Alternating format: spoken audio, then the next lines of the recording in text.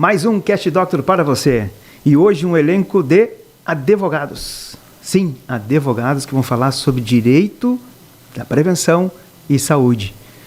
3 de áreas diferentes que vão trazer muito conteúdo para vocês, vão acabar trazendo as suas experiências do dia a dia, falando de muitas situações relacionadas a isso.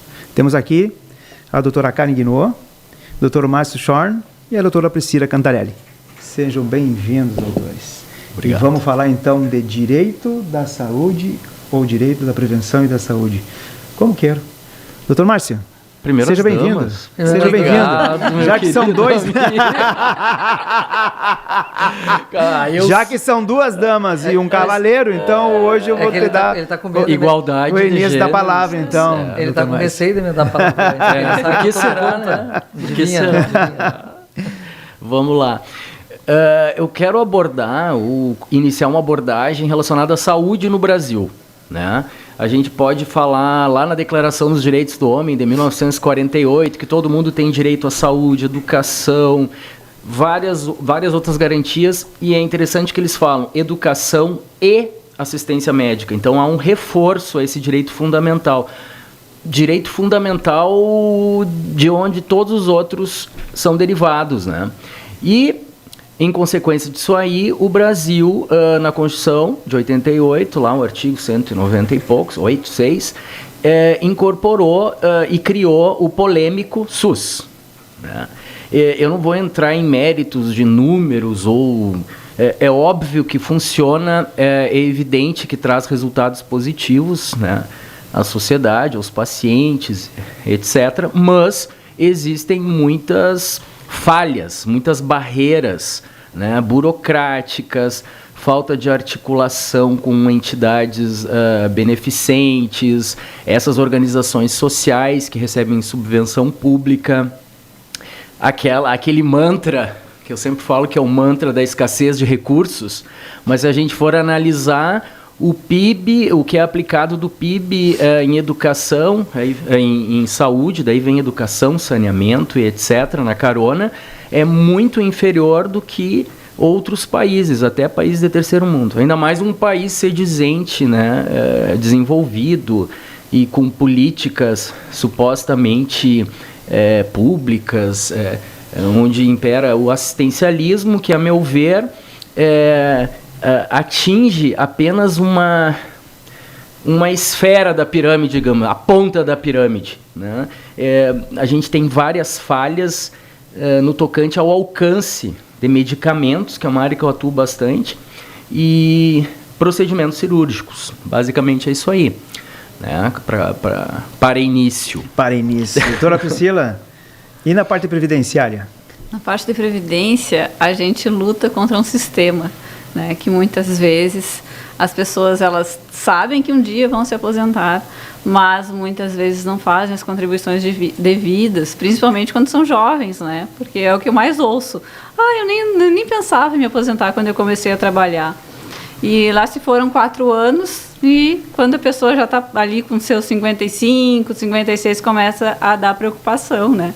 De quando eu já estou cansado, não quero mais trabalhar, quando que eu me aposento. Tanto no serviço público como também no privado. E só vão se dar conta quando estão muito próximo, né? E às vezes para conseguir, mesmo, digamos assim, como eu atuo muito com médicos, mesmo médicos que começaram a residência médica e não fizeram contribuições previdenciárias. Então, sabe, não, eu estou formada há 25 anos, eu já posso me aposentar. Só que tu vai ver, 4 anos não fizeram contribuição da residência médica, né?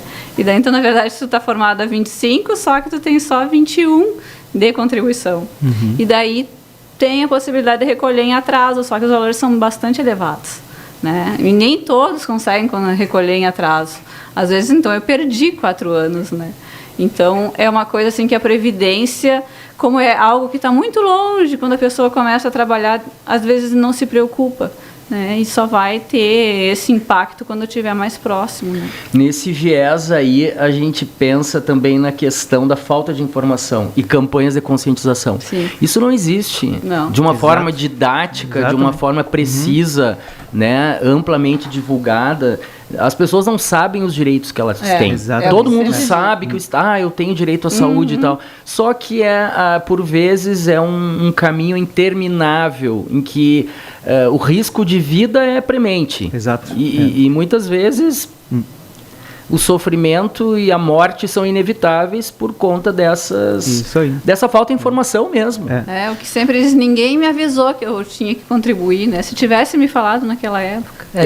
O falado naquela Doutora época Karen, é um clássico. E no direito de trabalho preventivo? Não, nesse gancho dos dois ali eu vejo duas coisas assim, né, doutor Márcio, doutora Priscila, que a gente é tão horrível, às vezes, né, Marcinho e Priscila? Eu vejo que é uma linha muito complicada. Por exemplo, o SUS, né? O SUS, com todos os problemas que tem, ainda é considerado o melhor sistema de saúde do mundo. Sim. Porque se a gente viaja muito, acaba tentando, vamos dizer, se informar como é que funciona os sistemas de saúde em outros lugares, né? Então, por exemplo, nós aqui, o nosso problema é de gestão. Política de gestão pública, política organizacional, né, de recursos articulação, de articulação, comunicação, a burocracia emperra tudo isso, né, porque onde não há um diálogo entre essas entidades, então o fluxo esbarra e não segue adiante. Mas, por exemplo, se a gente vai comparar, tem países, como por exemplo os Estados Unidos, em que se tu não tem um bom seguro, que lá tudo é fomentado por seguro, porque eles não têm um sistema público assim de saúde. Então, por exemplo, uma cirurgia de apêndice custa $50 mil. Hoje são quase R$300 mil. Que aqui, para nós, os nossos médicos fazem com os pés nas costas. Que nem nós fazemos uma petição inicial, não envolvendo matéria constitucional, que é básica. Né? Então, para eles, é uma coisa que eles fazem brincando, e lá vai ter que custar, né, um apartamento, vamos dizer, para você manter vivo com uma coisinha básica. Sim. Então, tu imagina ter uma coisa um pouco mais complexa. E isso que vocês estavam falando é bem a questão da burocracia que emperra todo o sistema e estoura lá na ponta. E isso vem para nós enquanto advogados. Exato. Né? Porque isso é uma coisa lógica. O Brasil é um dos países, em termos estatísticos, que mais demanda. Mas mais se demanda por quê? Porque a gente tem uma Magna Carta, né, que ela pegou e colocou ali no artigo 1º e no 5º todos os direitos e garantias que eram tidos como fundamentais, que entram para nós na ordem interna como fundamentais, mas que são na ordem internacional como direitos humanos. Exato. Então, se legislou, se atirou depois para o executivo criar políticas públicas para implementar aquilo. Não fez. Não fez. Então, o nosso judiciário tem que se... O advogado e o judiciário tem que se virar. Bom, daí eu tenho aquela garantia, né, Priscila? Que eu trabalhei, eu vou me aposentar, eu tenho aquela garantia à saúde prevista no artigo 5º da Constituição, mas que eu não consigo buscar por próprios meios, eu vou para onde? Para o judiciário. E aí, por isso que nós somos o país com o maior número de demandas. Quer dizer, que é por quê? Porque é o país que mais viola direitos. Sim. Porque se os direitos fossem implementados, não precisavam as pessoas irem para o judiciário e buscar. Claro que para nós é bom, porque nós vivemos disso. Sim. Vamos colocar as coisas nos... Quando eu estou na universidade, a gente fala em paz social, digo, bom, quando houver paz social, os advogados estão todos desempregados. É verdade. Todo morrendo de fome. Mas é complicado. E no campo previdenciário, o que estoura em vocês, depois estoura em nós no trabalhista. Porque hoje a gente ainda tem as coisas informatizadas, é um outro sistema, né? Desde a Previdência Social. Hoje tudo está informatizado. Meu tu tem o INSS. E-Social, tu abastece, tu tem o gov.br, tudo entra por ali. E qual é o maior problema que a gente vê? Que antigamente as pessoas achavam que por ter uma carteira de trabalho anotada, né, que estariam garantizados. Por quê? Porque se a minha carteira de trabalho está anotada, está sendo feita a contribuição do INSS. Então, por exemplo, eu já peguei situações trabalhistas de trabalhadores que trabalharam 18 anos e só foram descobrir, quando tentaram se aposentar, que não tinha um INSS recolhido. E a empresa já fechada. E a empresa, uma delas, já tinha até falido. E aí tu faz o quê? Como é que tu devolve 18 anos de trabalho, de esforço, de suor e de contribuição para alguém que não tem mais saúde para demandar aqueles 18 anos de novo? Então, acaba sendo, né, um círculo, né? E no campo do direito médico, dentro das universidades, a gente vê muito a questão das demandas envolvendo medicamentos, que é outro problema também, né, doutor Márcio, doutora Priscila, da questão do fronte da burocracia. Exato. Bom, aí tu entra com a demanda, a pessoa tem que se operar em 24, 48 horas se não está morto. Ou precisa dos medicamentos porque é uso contínuo e não tem. Não está no orçamento, rol não tá no rol, ANS, ou te pede o orçamento. Ou não é liberado pela Anvisa. Não, ainda o que é pior, tu te mandam fazer 3 orçamentos, tu junta. Quando o juiz vai despachar dali 3 meses... Se tu não conseguir eliminar, o relatório médico é um problema. Está desatualizado o valor do orçamento. Manda de novo. Então, fica tudo travado numa... Né? Porque assim, ó, as pessoas criticam e nesse viés aí eu vou defender o Poder Judiciário. O Poder Judiciário está fazendo as vezes de administrador público. Claro. E é óbvio que diante do Poder Judiciário tu tem que fomentar uma prova factível, uma prova completa, porque daí já entra a questão da aplicação da lei pura, né? Então, claro, existem distorções, mas via de regra tem que ter um relatório e os médicos, infelizmente, muitos, eles são muito superficiais, vagos nos relatórios médicos. Aí o juiz, mas o cara precisa ou não precisa? Existe alternativa na rede pública ou não existe? E o plano de saúde, banca ou não banca? Por que que eu vou dar, por que que eu vou autorizar se existe isso no... Ou se existe um medicamento que faz o mesmo efeito e seja no menor custo para o erário público. Aí tem um requerimento administrativo prévio, né? Exato. Quando é um plano de saúde. Aí o médico faz 10 linhas ali. Eu disse, não, doutor, tem que colocar CID, tem que colocar que existe uma literatura, bota ali o HPPPT, né? É eficaz, o paciente vai sentir menos dor, existe uma sobrevida maior, porque a gente tem que pensar na sobrevida. Né? Tem uma sobrevida de 6 meses, 1 ano, 2 anos.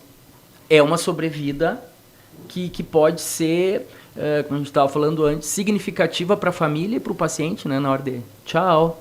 Sim. Né? Então, essas incongruências aí são o que medonhas. O que a gente visualiza, na verdade, o judiciário é exatamente isso. O judiciário ele é o país que mais tem litígios porque é o país que mais se violam direitos. Ou seja, a gente pensou num processo normativo, né? Vamos dizer, ao invés de ser de fora para dentro, foi de dentro para fora. Bom, vamos legislar e largar para o executivo executar. Sem saber se o executivo criaria ou teria condições de criar mecanismos para fazer regulamento, isso chegar, regulamento, mas falta a regulamentação da regulamentação, falta um decreto, falta um... E aí se perde, né, e entra na questão burocrática, porque o administrador público não é legislador, e aí as regulamentações são cheias de furos, convenientes para eles. Né? E a máquina previdenciária? O problema da máquina previdenciária é que utilizaram muito dos valores, né, contribuídos para fazer obras em Brasília, né, para utilizar o dinheiro da Previdência como recurso para outros fins, que não previdenciário. Né? Imagina, a Brasília foi construída com dinheiro que veio da Previdência. Né? Então, tu já pensa que milhões e milhões de pessoas que iriam se aposentar, né, com base naqueles valores, foi utilizado no outro tipo de fins, né, que não o fim exclusivamente previdenciário. E que hoje se fala muito, né, no ramo da Previdência, mas existem alguns outros estudos que dizem que a Previdência não está dando prejuízo, que existe muita contribuição para um valor muito baixo de pagamento de aposentadoria. Né? Mas ninguém entra no mérito para onde foi esse dinheiro. Ninguém publica. Esse dinheiro que era da Previdência foi desviado, ninguém fala. É porque eles não têm interesse, né? Não. Isso é uma coisa... isso é indignante. Cadê o interesse em descobrir onde é que está o dinheiro? Aí as pessoas culpam porque estão ficando velhas. Não, é porque as pessoas estão ficando mais velhas, não sei o que. Esse argumento é incrível. A expectativa de vida, né? Tá então mas isso impacta também, porque se a gente pensar não só. Que, tipo assim, até na Europa toda, a última vez que estive lá, a gente pegou praticamente guerra civil em pleno centro de Paris. Por quê? Porque eles estão mudando a questão da idade mínima para aposentadoria. Assim como nós passamos por esse processo, os outros países da Europa não estavam aceitando. Então tinha bomba, tipo, eu com as crianças dentro do carro e bomba de gás trabalhando. Não, mas o que a gente visualiza? Antigamente, tu trabalhava, né, tu te aposentava com 45, 50, mas tu morria com 60. Beleza? Tu ia ficar dependendo do sistema 15 anos. Hoje, no sistema que a gente tinha, 53 anos antes, né? E 55, 53, 55, agora mudou. 60, agora mudou. Aí tu fazia o quê? Tu te aposentar com 53 e morria com 90. Porque a tua expectativa de vida... Então, o que acabou chegando num ponto? Que o nosso tempo de contribuição, às vezes, ele é muito menor do que o nosso tempo de longevidade. Exato. E isso, obviamente, como nós temos um sistema descentralizado, que o que eu estou contribuindo hoje não é para mim, Não. é para garantir quem está Solidário. aposentado. Então tem que rezar a Deus, né, doutora Priscila? Que o dia que eu for depender do sistema, tem alguém Contribuindo. que é o problema que a Europa toda tem. O que a Europa fez? Eles tiveram o maior controle de natalidade do mundo. Sim. Né? Por quê? Porque a cada 4 famílias, uma resolvia ter filho. Nós gostamos do sexo, ainda bem. Tanto que nós temos os nossos bebês. Casal, telejornal. Então, a gente... Não, hoje nós estamos querendo... Hoje eles estão apaixonados. Hoje eles estão Mas é a primeira vez que eu venho nesse programa. Ah, é? Estou debutando também. Mas o que a gente viu lá? Eu fiquei 4 anos fazendo o primeiro doutorado lá. Então, eu pude conhecer um pouco do sistema e perguntar. Então, o que acontecia? A população é idosa, porque eles não se preocuparam, eles têm um sistema nosso, que quem está hoje contribuindo é para garantir que amanhã as pessoas... Sim. Quem está hoje recebendo, tá? E não é como do americano, que é como se fosse uma conta poupança que eu vou contribuindo para eu no futuro, para eu poder resgatar isso o dia que eu precisar. Então, eu contribuo para mim mesmo. Na verdade, é um sistema, né, centralizado. É. O que aconteceu? Eles envelheceram, né? E aí eles tiveram que fazer o quê?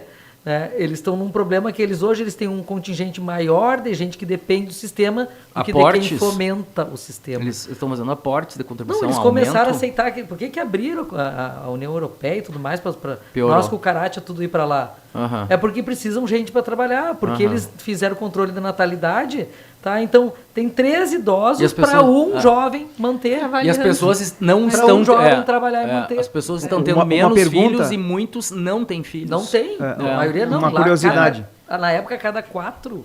Uma família tinha filhos. Nossa. Tá, mas então tu tem 4 idosos, que vão ficar idosos. E que vão precisar de N coisas. N Sim. coisas. Não é aquela coisa, não tem quem cuidar. Não tem, né? Não tem. Eles têm muito o quê? Bicho, também gosta de ter cachorro, isso, aquilo, aquilo. Mas não vai te ajudar lá na frente. Não. E não tem gente para manter. Então, a situação deles é muito grave. E por enquanto tem previdência para bicho, né?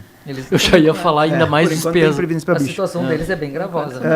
Público e privado, certo? O público, ele tem 27,5% de desconto de folha direta. Mas no final, quando ele vai se aposentar, ele se aposentar com um teto máximo que, por vezes, é muito maior do que o privado. Depende da época. Explica um pouco isso. 1000 regras de transição. 1000 regras, realmente. Porque a situação tem o teto máximo que a gente colabora. Aham. E aí do público Do tem servidor. um que ganha lá, por exemplo, 10 mil, Aham. né? Ele vai seguir ganhando seus 10 mil no final. Sim, Vai não. ele contribuiu. Vamos falar em números. Vai como não, é que né, tá a Pri? situação para ganhar o máximo, quanto que tu contribui? Como é que Pois funciona? 13% mais ou menos hoje, né? Uhum. Está sendo a contribuição do servidor. Estão falando de servidor agora. Não. Na área da saúde, ainda dentro da um área da pouco. saúde. Pega a área da A gente saúde tá- e vê na parte pública e parte privada. Pois é. Seja Então, médico, o médico fisioterapeuta, servidor, médico servidor, dentista. tá? Ele contribui 13% do valor do salário dele só de contribuição previdenciária. Tá. Se ele entrou antes de 2004 no serviço público, ele consegue se aposentar pelo último salário, né? Que seria a integralidade, né? Certo. O último salário pega lá as verbas permanentes, né? Tira insalubridade, tira o que é transitório e ele se aposenta com aquele valor. E o que ele vai continuar contribuindo para a Previdência? Só que ele vai contribuir o que excedeu o teto. Que o teto hoje é R$ 7.500. Então, se o salário dele, o bruto lá era 30 mil, vem para mais ou menos uns 27, e daí esses 27 ele vai contribuir o que exceder, com Previdência, o que excedeu de 7.500. Né? Agora, o privado que está conseguindo se aposentar bem, está se aposentando com 6.800. Quem passou a vida toda contribuindo no teto. Só que ele não paga mais Previdência. Né? Ele vai se aposentar e não paga mais Previdência, a não ser que ele continue trabalhando. Por exemplo, ele ainda é um empregado público, né? O USM hoje tem os empregados públicos lá da IBSER.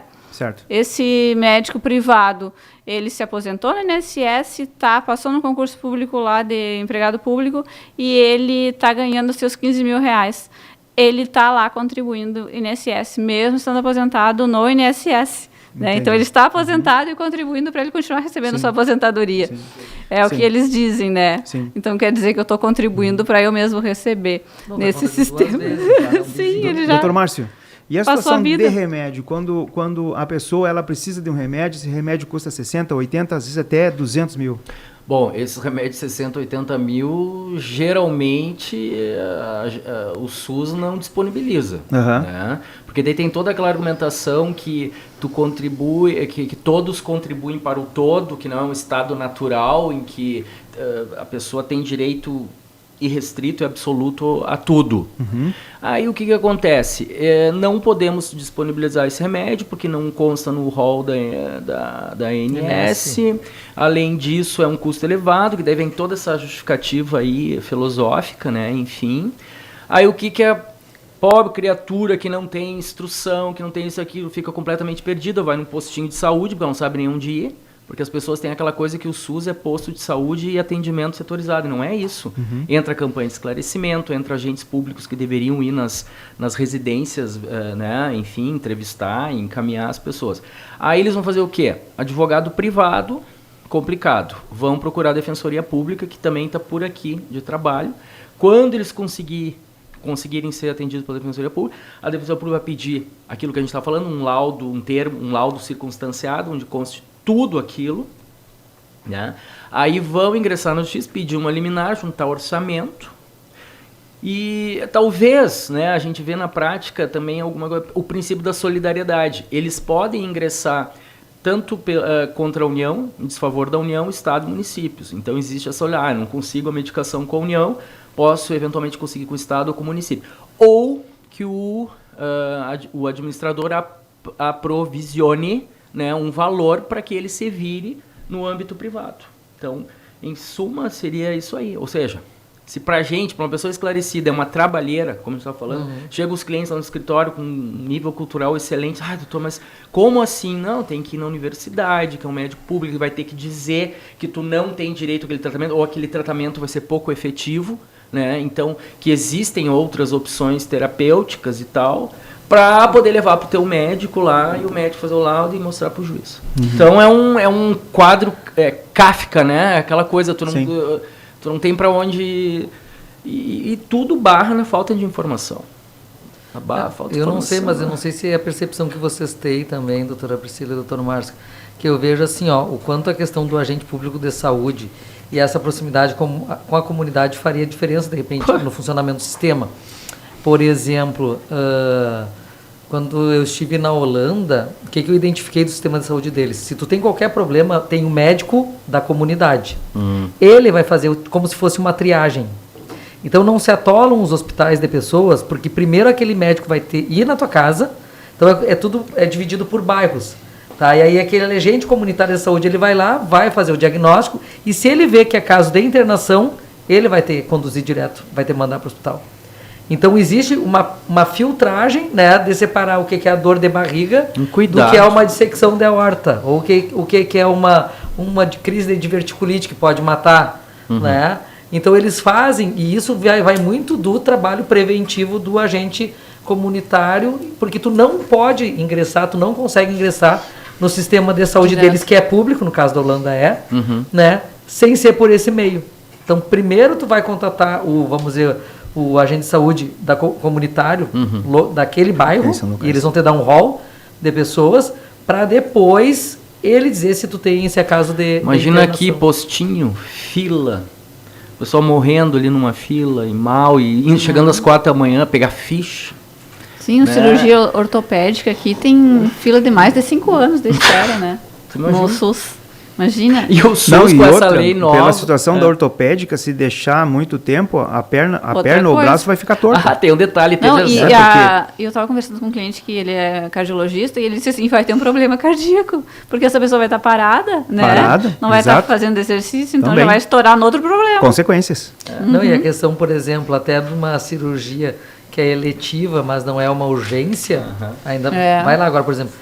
Eu tive uma experiência bem complicada com uma pessoa que trabalha comigo, que ela quebrou o tornozelo, tá? E botaram ela na fila do universitário e disseram que para botar os pinos era de 3 a 4 meses, ela numa maca no corredor, e ela tem uma filha menor, que depende só dela, porque o marido é separado, o marido nem mora aqui, o ex-marido mora fora, e aí ela botaram ela numa maca para ficar 4 meses esperando chegar parafuso, isso, aquilo, aquele outro, porque ela era, sei lá em que número estava ela quebrada, o tornozelo quebrado em 3 lugares. E olha a ironia. E eu tirei com maca e tudo de lá.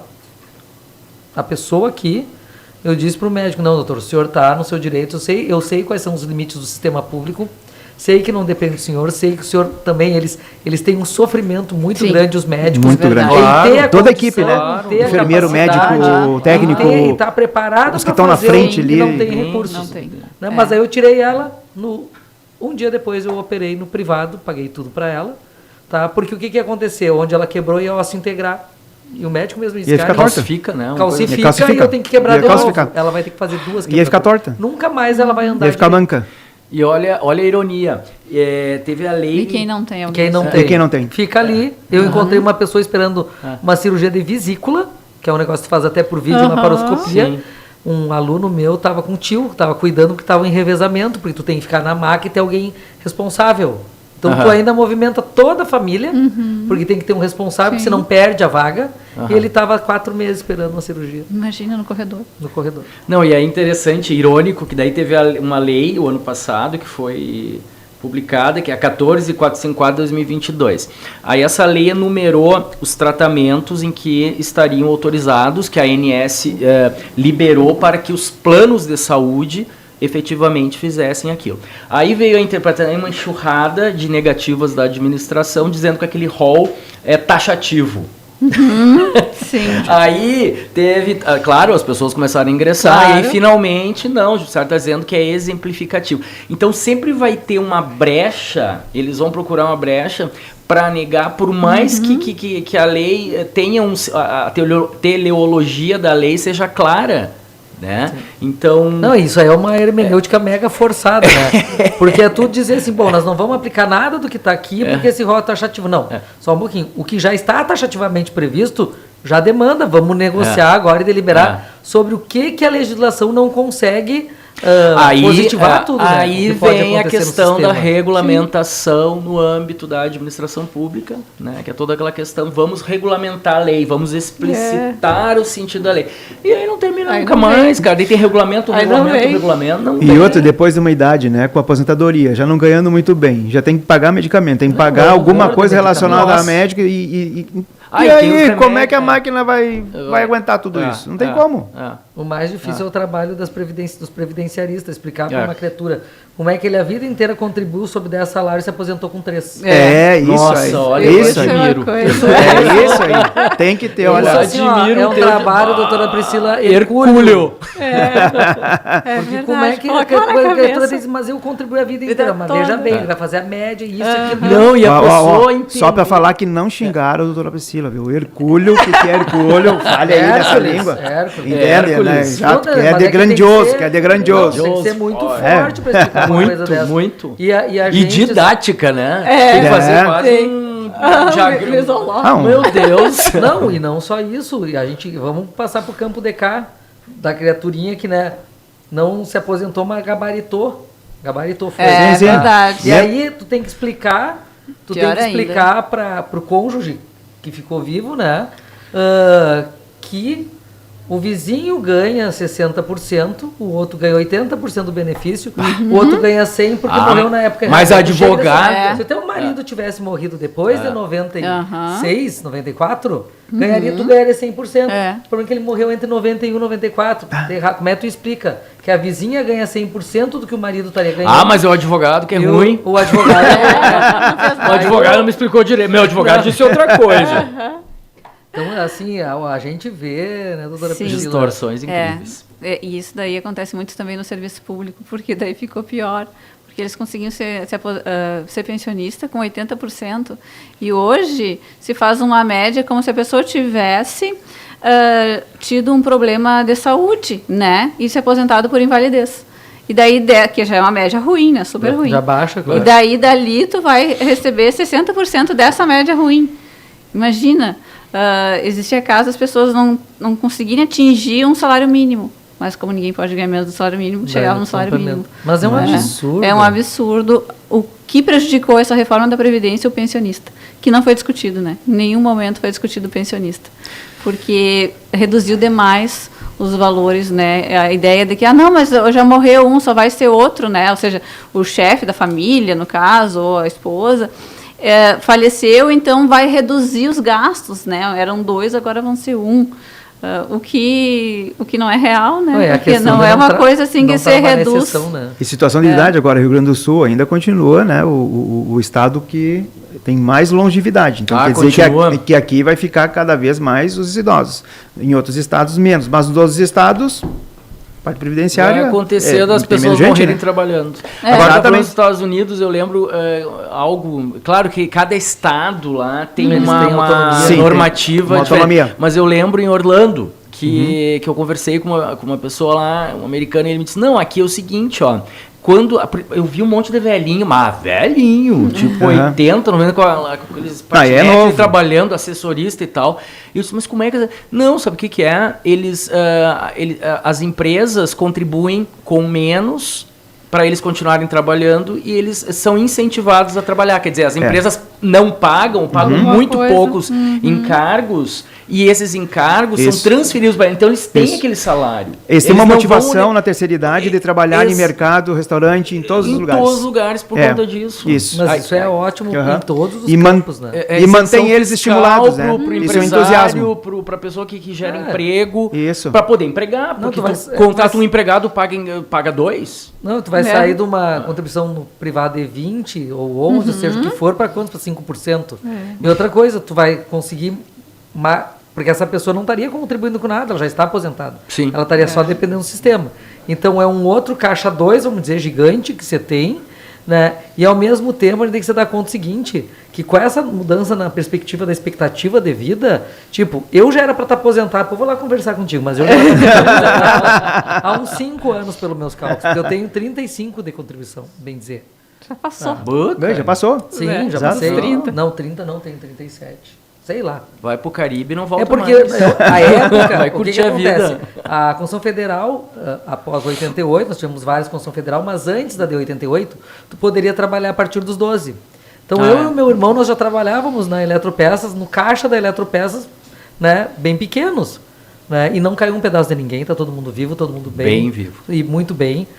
Então, tipo assim, o trabalho infantil, mas só um pouquinho, nos deu a significância do valor social do trabalho, da importância de trabalhar, de não se ter filho parasita, não se ter marginalidade, de independência, autonomia. E aí, então, naquela época, a partir do 12 contribuía. Quando veio a Constituição Federal de 88, ela regulamentou a idade mínima para o trabalho 16, salvo na condição de aprendiz a partir dos 14. Então, já mudou, já saiu daqui para lá. Só que o que a gente vê, uma pessoa que se aposenta jovem, por exemplo, eu já poderia ter parado há 5 anos. Eu não me sinto em condições de parar, porque eu vou fazer 80 quilômetros rodado dentro de casa. É verdade. É verdade. Uma pessoa que é acostumada até a trabalhar 100. 3 turnos e produzir, tu parar 100%, tu não tem nem motivação para te arrumar de manhã. Mas não. Nem para tomar um banho. Que é outra situação, né? Que se maculou essa situação de aposentadoria e aí pendura a chuteira. Parece que aquela pessoa está esperando a morte, pijama, né? Está esperando a morte. Não, pelo contrário, essa pessoa tem muita experiência na área da saúde, principalmente, e muito. É quando começa a saber mesmo de tudo, aí tchau. Não, e a aposentadoria entendeu? Aí tchau. Do contrato de trabalho. Isso tem que ficar bem claro para quem está assistindo. É verdade. A aposentadoria não joga a pessoa para fora do sistema laboral. Muito antes, pelo contrário. Tá? A aposentadoria não é uma extinção automática do contrato. Tu pode continuar com o trabalhador, né? Manter o vínculo de emprego sem problema nenhum. Né? Ele vai estar aposentado, vai receber... Né? Mas é uma outra etapa.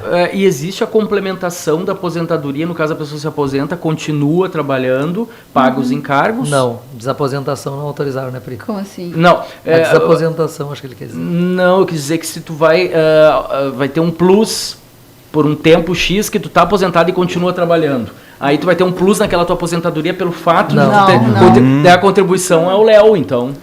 Daí que entra essa questão que poderia ter uma isenção tributária do empregador, porque aí teriam mais... Quando é que a gente perdeu essa tese no STF da desaposentação? Faz um Que ano foi aquilo? O último voto? Teve o último voto. A gente tentou de tudo Eu acho que jeito, faz né? uns 3 anos, né? Da desaposentação, acho que até Eu mais. Foi antes da Foi pandemia? Foi antes da pandemia ou depois? Eu acho que foi. Se foi, por ali. se foi antes, né? Foi É. 2020, já bota aí 4, 5 anos 4, para trás. 5 Mas ali a desaposentação já é uma outra diferente. É tu Tu utilizar, deveria agregar, tu deveria utilizar agregar. as contribuições que tu fez. Mas a pra uma situação aposentadoria principal... Muito A gente, na verdade, o que era a desaposentação a proposta, doutor Márcio? Tu te aposentou, né? Mas tu continuou trabalhando e continuou contribuindo. Sim. Tá? Aí tu faz uma desaposentação para averbar mais tempo de contribuição para melhorar o teu fator previdenciário sim. e te aposentar com teto maior, né? O que seria justíssimo. Justíssimo. O problema é que a gente lá em Brasília, tu sabe como é que é, né? É o fenômeno da Decisões. politização das decisões. E o outro é a quando parte é o administrativa contribuinte disso também, segurado, da utilização desse dinheiro. sempre é ruim. Sempre. É sempre pró-Estado. Decisões políticas e Os econômicas. seus interesses. Impressionante isso. Os- Pró. Os seus interesses do povo nada. É uma diferença abissal, assim, né? Não existe Então, os uma... grandes temas que envolvem matéria tributária e previdenciária, Aham. o que a gente vê? Sempre que Dificilmente. envolve. Então, todo o sistema jurídico está errado, né? A gente ganha nos TRFs, ganha no STJ. Quando Feliz chega da no vida. STF, a tese cai. Então, É uma coisa risível. As varas federais estavam erradas, os tribunais estavam errados, o STJ estava errado e o STF estava certo. 6 TRFs, TRT, Bom, que seja. Todos Isso errados. que vocês estão Só falando eles é bom para quem está nos vendo e escutando, né? A situação como ela é.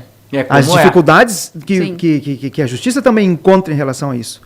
Né? Porque, independente de ser a parte previdenciária da saúde, Qualquer- os demais também é a mesma coisa. É, Não claro. muda Aí tu muito. vê sentenças brilhantes, E outras- acórdãos brilhantes. Situação e depois- preventiva de trabalho, por exemplo, no hospital, no consultório, no laboratório, também tem as mesmas situações, né, de IPI, de situações de cuidados com uma pessoa, né, aonde tem que ter o quê? A parte preventiva.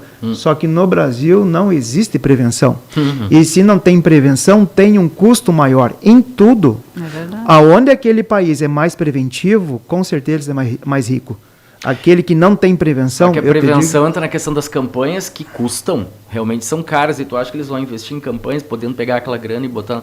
Mas esse caro, investi- tu tem que fazer Mas uma o coisa caro bem que se feita torna pra- barato também. É óbvio, Tu mas não é esse o tu pensamento. coloca um Claro. milhão para 10, ou seja, tu faz uma campanha preventiva e de conscientização maciça que gaste 1 milhão, vai deixar de gastar 10 milhões, e esses Exato. 10 milhões é dinheiro de quem? Quem é que tá colocando dinheiro? Nossa. Tem essa situação. contribuinte. Então, assim, ó, a prevenção é o melhor remédio, ainda se continua, né? E aí depois, quando eu digo, chega depois de aposentado, tudo que tem ali de R$1.000 e poucos, um salário, vai em tudo que? Em remédio, cuidador, né? Às vezes nem consegue, porque daí... Nem vamos entrar no às mérito vezes da vai ter indústria que- farmacológica, bilionária, né? Dizem que o terceiro setor, a empresa, não é o primeiro setor que vai dominar o mundo, é a indústria farmacológica. As pessoas estão vivendo tá mais, entre a mas estão tomando tecnologia mais e a remédio, e a gente. farmaco, né? Uma pessoa que tem 80 anos toma 200 remédios, claro, tá durando Basta ver mais. que tem uma farmácia a cada quadra da Se cidade. tu chegar eu tenho Às medo de chegar vezes em não, casa mas agora tem ele duas ter na uma... mesma quadra. exato. Eu exato. tenho medo de chegar em casa e ter umas... não vou falar nome, mas eles vão estar lá. Só que o ser humano tem que se conscientizar disso. Né? Impressionante. Aquilo monta do dia pra noite. Já estamos bem no meio. rápido. Mas... E o que mais alimenta é hipocondríaco. Sim. Hipocondríaco que mais tem é um remédio em casa. shopping center. É uma coisa impressionante. Esses dias eu participei de um programa também aqui no Jogo da Cintura e aí os guri estavam falando a temática era a questão da dificuldade do sono para quem está entrando na menopausa. É um inferno dormir, né? Então eu produzo de noite. A tua sorte é que eu não reproduzo. Porque eu faço meus processos, porque senão tu tava quebrado, né? Mas como eu perco as noites de sono por causa da questão hormonal, então, e a gente olha assim... Daí, então tem que tomar um remédio para dormir. Porra, mas eu fico pensando se eu vou tomar um remedinho para tudo. Eu não quero, então eu vou ali, né? Eu não bebo o dia todo, mas bebo todo dia. Na hora de 3 litros de chá de camomila por O que eu cima. faço? Eu vou alternando. É chá Olha. de camomila no dia, perol no outro. Camomila. Porque quando tu Tá vê, tu tá dando tomando certo. 10 remédios. Sim. Né? E 10 remédios têm reações adversas diferentes. Aí começa. E aí, então, tu tem uma doença, daqui a pouquinho tu tem 10 doenças, daqui a pouquinho tem 20 doenças, e assim você vai. E aí nunca vai acabar. Então, para que essa situação? Mas vocês que trabalham muito... Que, tu falou em cultura, agora há pouco. Quando o povo não tem uma cultura mais clara, melhor, e que traga uma saúde, em primeiro lugar, essa é a mais doente. Né? A gente não tem isso, que é impressionante. Eu digo assim, ó, se nós colocássemos a saúde em primeiro lugar, seria muito melhor para todos. Isso me lembrou uma campanha uma vez de uma mãe com um rosto bem triste. Ela disse, meu filho está fumando cocaína. E aí embaixo, pior do que os vícios é a ignorância. Porque ela não está fumando, é algo, eu não lembro se fuma cocaína, mas eu acho que não, porque eles colocaram bem grande embaixo. A ignorância, era uma senhora, né? Provavelmente eles queriam passar a ideia de que poderia ser qualquer pessoa, não é uma pessoa lá ignorante. Mas eu imagino então, vocês, enquanto previdenciário e quem trabalha com direito médico, o como não se sente impotente. É horrível. Eles saem do consultório com o diagnóstico e vão direto no escritório. Não, e tu vê se as pessoas com... Eu só posso oferecer um cappuccino. Do recurso, né? Aí as pessoas chegam na aposentadoria onde elas têm mais todas as necessidades prementes humanas e aí elas estão ganhando uma miséria. Como é que tu explica que tu te doou a vida inteira, tu trabalhou a vida inteira e quando tu precisa do Estado, enquanto União, seja o que for, governo, tu não tem esse feedback de volta. Sim, e daí às vezes tem que reconhecer tempo especial, né? Às vezes nem consegue se aposentar. O tempo especial é cruel. Ele tem que reconhecer tempo aí especial. Teve aquela onda ali. E não conseguem reconhecer no tempo hábil. Às vezes estão doentes, né? Precisam se aposentar bem e não conseguem. E a averbação do tempo rural, que eu fiz uma doença. Era uma lista de documento. Tinha uns que nem eu sabia, eu tinha que ir pro Google saber o que era aquilo. Ou seja... É a burocracia, né? Bem, e aí como é... Vamos lá. Não, e a gente estamos indo às considerações finais agora, tá? Tá. Certo? E é importante que eu digo assim, eu fiquei muito feliz de vocês terem vindo aqui e que trouxemos muitas situações e que provocamos mas assim, ó, né? uma situação, sabe o que é? É a visão do direito, é a visão da justiça. O que veio aqui é a visão de vocês, né? Da realidade, da justiça em relação à saúde, que é bacana isso. Uma eu peguei e trazer a área da saúde aqui. Médicos, dentistas, fisioterapeutas, farmácia e assim por diante.